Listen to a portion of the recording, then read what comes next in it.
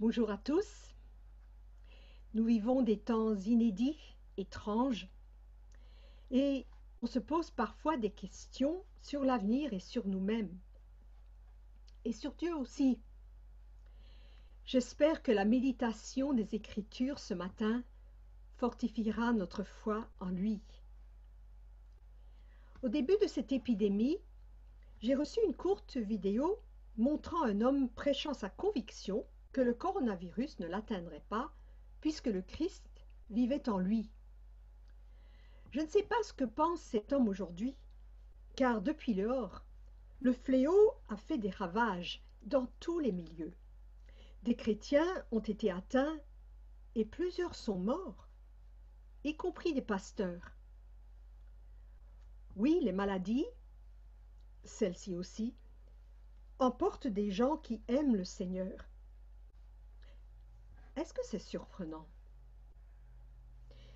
Peut-être depuis longtemps déjà vos drames personnels vous ont fait poser des questions telles que: est-ce que Dieu règne vraiment? Est-ce qu'il m'aime toujours? Si oui, alors où est-il? Même nos amis non-croyants nous lancent parfois cette question.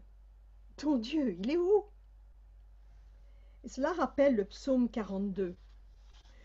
Je dis à Dieu, mon roc, pourquoi dois-je marcher dans la tristesse? Mes os se brisent quand mes adversaires me déshonorent, me disant tout le temps: où est ton Dieu? La Bible est si réaliste.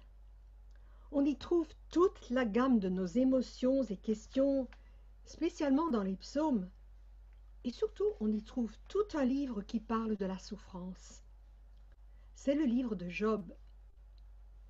Ce texte est très ancien, mais il est très actuel. L'auteur nous parle d'un homme intègre et pieux à qui le pire arrive. Il aborde donc le problème de la souffrance du juste, mais pas de manière abstraite, plutôt en racontant une histoire. Il y avait dans le pays d'Ouz un homme dont le nom était Job. Et voilà ce qui lui est arrivé. Je ne pourrai pas prêcher sur tout ce livre en une seule fois. Je ne parlerai aujourd'hui que des 2 premiers chapitres, en faisant quelques allusions à d'autres passages. Je vais organiser les choses de la façon suivante. D'abord, qui est Job? Ensuite, que lui arrive-t-il? Et enfin, qu'apprenons-nous d'utile pour notre vie?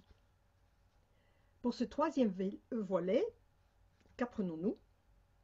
J'aurai 3 choses principales à dire. Qui est Job? C'est un homme que Dieu a béni. Chapitre 1, verset 2 nous parle de ses enfants. Il avait 7 fils et 3 filles. Le verset 3 nous dit qu'il avait 7000 brebis, 3000 chameaux, 500 paires de bœufs, 500 ânesses et que son personnel était très nombreux. Les chiffres 3, 7 et 5 sont là pour souligner la perfection de sa situation. En effet, il était le personnage le plus important de tous les habitants de l'Orient. Et puis c'est un homme intègre. Le livre nous dit cela au tout premier verset. Il y avait dans le pays d'Ouz un homme dont le nom était Job. Cet homme était intègre et droit, il craignait Dieu et s'écartait du mal. Et Dieu, qui entre dans le récit, le souligne dans 2 conversations avec Satan. Chapitre 1, verset 8, l'Éternel dit à Satan: « As-tu remarqué mon serviteur Job? Il n'y a personne comme lui sur la terre. C'est un homme intègre et droit, qui craint Dieu et s'écarte du mal. » Et puis au chapitre 2, verset 3, « As-tu remarqué mon serviteur Job? Il n'y a personne comme lui sur la terre. C'est un homme intègre et droit, qui craint Dieu et s'écarte du mal. » Le texte veut nous dire, je pense, que Job était le sage par excellence. En effet, au chapitre 28, qui est un magnifique poème sur la sagesse, l'auteur dit à la fin: « Voici, La crainte du Seigneur, c'est la sagesse. S'écarter du mal, c'est l'intelligence. Or Job faisait ça. Il craignait Dieu et s'écartait du mal. Mais qui est ce Dieu? Puisque les personnages du récit, Job compris, ne sont pas israélites, il convient de souligner que Dieu dans ce texte est l'Éternel. Tous les acteurs croient au vrai Dieu, le Dieu qui s'est révélé à Israël et dont le nom est Yahvé, ou en traduction, l'Éternel. Job lui-même utilise le nom Yahvé lorsqu'il dit « L'Éternel, Yahvé, a donné, l'Éternel a ôté, que le nom de l'Éternel soit béni. » Il n'est pas question dans ce livre d'un autre Dieu, d'un Dieu méchant par exemple, qui aurait amené sur Job ses malheurs. Personne ne blâme un autre Dieu, ou même Satan. Non, l'Éternel est le seul Seigneur. Deuxièmement, qu'arrive-t-il à Job? À cet homme arrive une série d'horribles catastrophes. Chapitre 1, verset 13. Un jour que les fils et les filles de Job mangeaient et buvaient du vin dans la maison de leur frère aîné, il arriva auprès de Job un messager qui dit « Les bœufs labouraient et les ânesses paissaient à côté d'eux. Des Sabéens se sont jetés dessus, les ont enlevés et ont passé les serviteurs au fil de l'épée. Je me suis échappé, moi seul, pour te l'annoncer. » Il parlait encore, lorsqu'un autre vint et dit « Le feu de Dieu est tombé du ciel, a brûlé le petit bétail et les serviteurs, et les a dévorés. Je me suis échappé, moi seul, pour te l'annoncer. » Il parlait encore lorsqu'un autre vint et dit « Des Chaldéens, formés en 3 bandes, se sont précipités sur les chameaux, les ont enlevés et ont passé les serviteurs au fil de l'épée. Je me suis échappé, moi seul, pour te l'annoncer. » Il parlait encore lorsqu'un autre vint et dit « Tes fils et tes filles mangeaient et buvaient du vin dans la maison de leur frère aîné. Et voici qu'un grand vent est venu de l'autre côté du désert et a battu les 4 coins de la maison. Elle s'est écroulée sur les jeunes gens. Et ils sont morts. Je me suis échappé, moi seul, pour te l'annoncer. »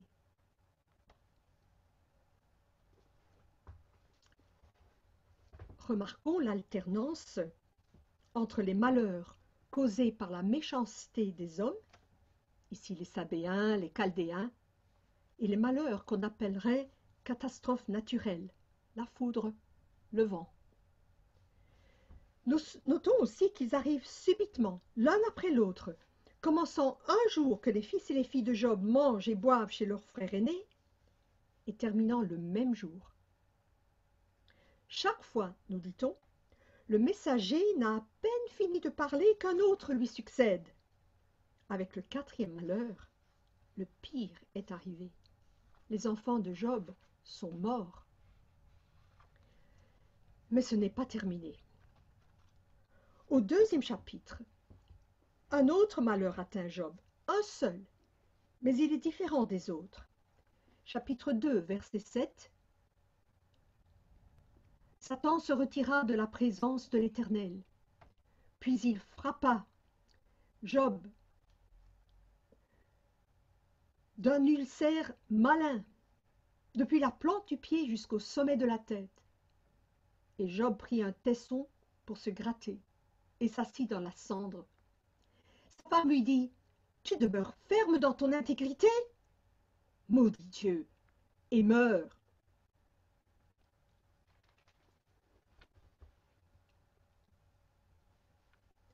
On le voit, la femme de Job est révoltée. Ne la jugeons pas trop vite. Elle a tout perdu, elle aussi, et maintenant son mari est malade et ne peut plus la soutenir. La santé de Job est brisée. En France, lorsqu'on se souhaite une bonne année, on dit d'habitude « la santé surtout ». J'ai parfois contesté en moi-même, car je pense que la santé n'est pas la chose la plus importante au monde. Mais en même temps, je comprends. Si on est en forme, on a l'impression qu'on peut faire face à tout. Mais quand on est malade, comment affronter ces problèmes ou même la vie de tous les jours? Et si, en plus, on a mal, comment penser à autre chose qu'à sa souffrance? Comment garder l'esprit clair? Comment garder courage et ne pas sombrer dans la dépression? Job souffre dans son corps, et dans cet état, il va désirer la mort, seul lieu, selon lui, où il sera tranquille. Le récit de Job, est-ce une histoire inventée? La façon dont c'est raconté, les chiffres symboliques, la démesure des malheurs et les conversations étranges entre Dieu et Satan, tout cela peut faire croire à un récit raconté juste pour nous enseigner quelque chose, un peu comme les paraboles de Jésus, plutôt qu'à une histoire qui se serait vraiment passée. Nous n'avons pas le temps de peser le pour et le contre d'une telle idée, mais le sens, en tout cas, est clair. Le pire peut arriver au meilleur des hommes. Bien sûr, Job n'était pas parfait. Il le dira lui-même, mais dès le départ, le texte rend clair qu'il ne méritait pas ce qui lui est arrivé. Les mots sans cause sont prononcés d'ailleurs lorsque Dieu dit à Satan pour la seconde fois: As-tu remarqué mon serviteur Job? Il n'y a personne comme lui sur la terre. C'est un homme intègre et droit qui craint Dieu et s'écarte du mal. Il demeure ferme dans son intégrité, et tu m'incites à le perdre sans cause. Sans cause. Nous supportons mieux les souffrances, peut-être, si nous savons pourquoi elles nous arrivent. Par exemple, si on se reconnaît coupable d'un méfait, ou si, raison plus digne, si on est persécuté comme chrétien. Mais j'ose dire que la plupart du temps, nous ne savons pas. Et c'est dur. Job, au chapitre 7, va s'adresser au Seigneur. D'ailleurs, il prie souvent dans ce livre. Il n'arrête pas de croire en Dieu. Et il va crier: Pourquoi? C'est moi que tu vises quand tu frappes, dit-il. Pourquoi donc? Alors, troisième gros point, que pouvons-nous apprendre de ce récit?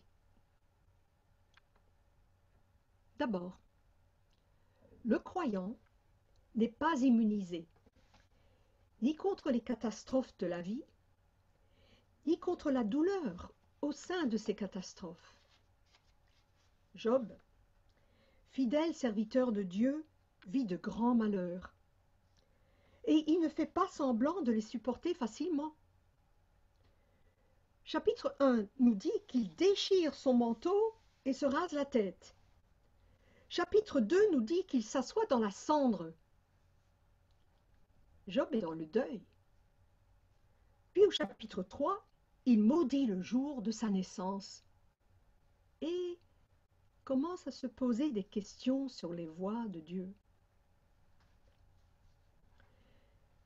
Tout ceci doit démentir l'idée selon laquelle un chrétien, fidèle du Seigneur, doit toujours être heureux et fort.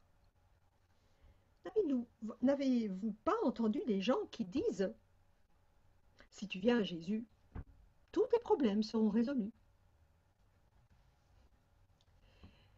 Ils oublient que nous vivons dans un monde déchu, un monde qui a dévié, un monde où Satan est à l'œuvre.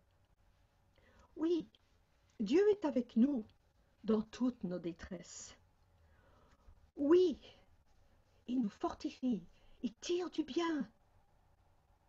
Mais il ne nous épargne pas des choses difficiles. Nous ne ferons qu'ajouter à la détresse de quelqu'un si nous lui disons: t'es pas avec Dieu, hein, si t'arrives ces malheurs.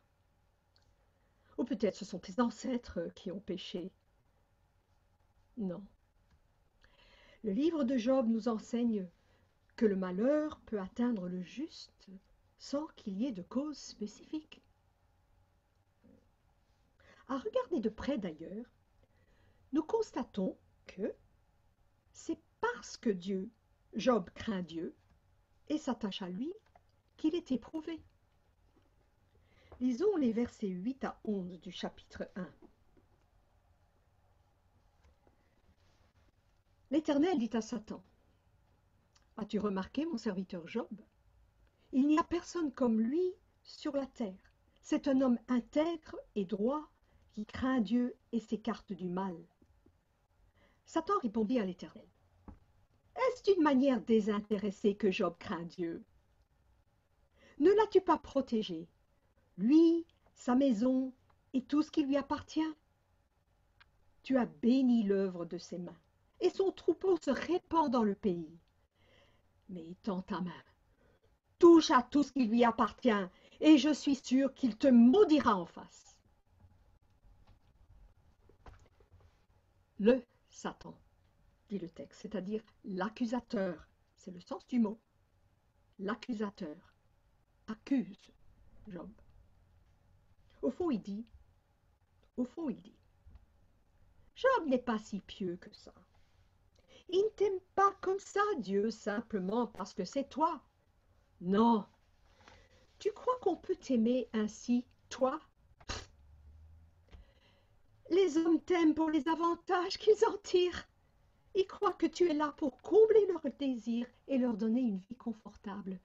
Vas-y, enlève à Job tes cadeaux, et il va dire comme tant d'autres.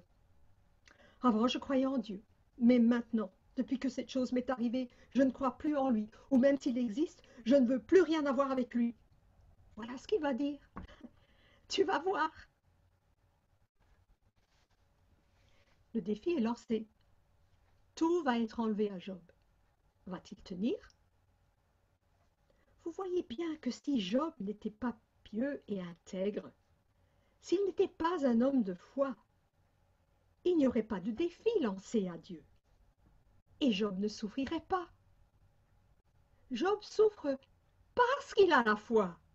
C'est justement sa foi qui va être testée. Mon frère aîné est mort en 2010 de la maladie de Charcot. Cette maladie est incurable. Elle évolue dans le corps jusqu'à paralyser tous les muscles volontaires et on meurt le plus souvent par étouffement. Mais elle n'affecte pas le cerveau. Le malade est pleinement conscient de ce qui lui arrive. Pendant 12 ans donc, mon frère, homme brillant et fidèle serviteur de Dieu, a vu son corps d'athlète se détériorer petit à petit. L'insupportable, selon moi, est arrivé le jour où un visiteur à l'église lui a dit « Frère David, si vous aviez plus de foi, vous seriez guéri. » J'ai dit à ma belle-sœur, qui m'avait raconté cette histoire, « Mais toi et moi, nous tous qui connaissons David, nous savons que c'est précisément sa foi qui le tient. »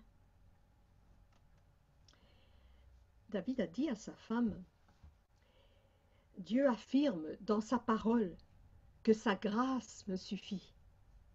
Mais je ne ressens pas sa présence. C'est une foi nue que j'ai.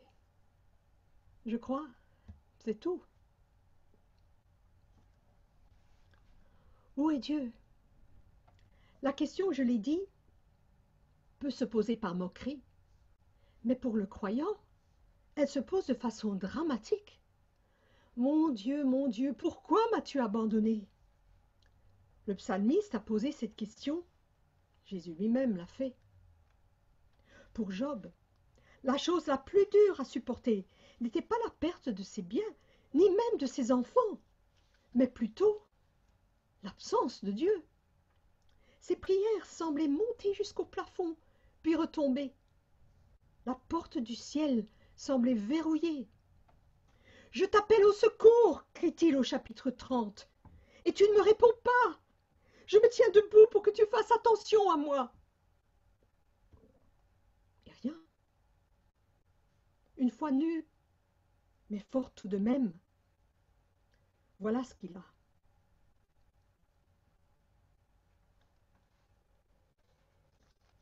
Dans notre texte, il est significatif que la femme de Job réagit d'une manière très différente de son mari. « Maudit Dieu et meurs !» dit-elle. Sa réaction, dans son cœur du moins, est exactement ce que Satan prédisait pour Job. Il te maudira en face. Sous l'effet de l'affliction, il montrera ses vraies couleurs. Le texte nous montre donc deux attitudes opposées face à la souffrance. L'attachement très fort à Dieu d'un côté, peut-être plus fort qu'en temps normal. L'abandon de l'autre. N'est-ce pas ainsi? La deuxième leçon qu'on peut apprendre ici, c'est que nous ne voyons pas tout ce qui se passe lorsque nous souffrons. Mon frère m'a dit une fois, « Il y a, j'en suis certain, des enjeux concernant ma souffrance que je ne connais pas. » Mais mon frère avait le livre de Job pour comprendre cela, car effectivement, il y a une sorte de bataille dans les lieux célestes au sujet de Job. Job, lui, n'en avait aucune idée. Il ne savait pas ce qui avait été dit entre Dieu et Satan. Nous, on le sait, mais lui ne le savait pas. Et il ne l'a jamais su. Dieu va lui parler à la fin, mais il ne lui racontera rien de ce qui s'est passé au début. Nous, on aurait bien voulu entendre Dieu lui dire « Job, tu sais ce qu'a dit Satan? Heureusement, tu as tenu bon. Félicitations. » Mais rien de cela n'a eu lieu. Nous ne voyons pas tout. Nous n'avons pas « the big picture », comme disent les Anglais, le grand tableau, une vue panoramique sur toute chose. Nous ne l'avons pas. Le chapitre 28 de Job souligne bien cette vérité. Seul Dieu voit tout. Lui seul a toutes les réponses. La foi de Job, si importante pour Dieu, va être éprouvée. Alors qu'il ne sait rien, Job va devoir faire confiance à celui qui sait. Et sa foi ainsi mise à l'épreuve sera très précieuse pour Dieu. Comme la nôtre lui est précieuse, plus précieuse que l'or, dit Pierre, car le nom et l'honneur de Dieu sont en jeu. Job, au sein de ses souffrances et malgré ses questions, va s'accrocher au Seigneur et le bénir, et c'est ainsi que Satan sera défait. Enfin, ce texte nous enseigne qu'à tout moment, nous sommes entre les mains du Seigneur. Dans tout le livre, l'autorité suprême de Dieu et sa toute-puissance sont massivement affirmées. Aucun des acteurs du récit ne les remet en cause. Même au début, nous voyons que Satan ne peut rien faire sans la permission de Dieu. Même lui dit à Dieu, voyez au verset 11 du premier chapitre, « Étends ta main, ta main. » Et Dieu répond, « Vas-y, tout ce qui lui appartient est en ton pouvoir. » Même chose au chapitre 2, lorsque Job est frappé par la maladie. Et lorsque Job bénit Dieu au chapitre 1, il dit, « L'Éternel a donné, l'Éternel a ôté. » L'Éternel, pas Satan. Enfin, à sa femme, il répond, « Quoi? Nous recevrions de Dieu le bien et nous ne recevrions pas aussi le mal? » Satan a une certaine marge de manœuvre, mais c'est Dieu le responsable. Ainsi, dans ce livre, ce n'est pas la souveraineté de Dieu qui deviendra le sujet de discussion au fil des chapitres, mais plutôt sa justice et sa bonté, comme quand les gens disent « Mais qu'est-ce que j'ai bien pu faire au bon Dieu pour qu'il me fasse ça ?» D'une certaine façon, il serait commode de répondre « Bah, ce n'est pas la faute du bon Dieu, tu sais, il ne peut pas tout faire ni tout empêcher. » Mais quelle piètre consolation ce serait! N'est-ce pas formidable de se savoir, au contraire, que quoi qu'il nous arrive, nous sommes entre ses mains toutes puissantes, et non pas dans les mains de Satan, ni celles du destin, du hasard, du mauvais sort, des gens méchants, ou que sais-je encore. Quand l'apôtre Paul parle de son écharde dans la chair, c'est-à-dire la dure souffrance subie dans son corps, il l'appelle un messager de Satan, envoyé pour le frapper et l'empêcher d'être rempli d'orgueil. Sa souffrance était de l'ennemi. Mais de façon mystérieuse comme pour Job, elle venait de Dieu. C'est Dieu qui ne voulait pas que Paul soit orgueilleux. Et c'est à Dieu que Paul a recours. 3 fois, j'ai prié le Seigneur de me délivrer de cette souffrance, dit-il. Il m'a répondu, ma grâce te suffit, car ma puissance s'accomplit dans la faiblesse. Comme Paul, comme Job, c'est à Dieu, et à Dieu seul, que nous avons affaire. Conclusion. Job ne savait pas tout ce que nous savons.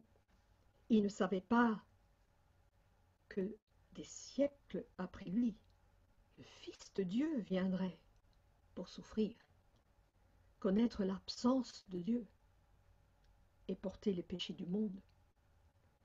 Est-ce que Job l'aurait cru si quelqu'un lui avait dit en regardant la croix, « Tu demandes où est Dieu, Job? Regarde, il est là. Tu le cherches là-haut? Il est ici. Le voilà crucifié pour nous, subissant la peine de nos péchés, afin de nous ramener à lui et détruire tous les effets du mal. Job, nous n'avons pas un Dieu incapable de compatir à nos faiblesses et à nos souffrances.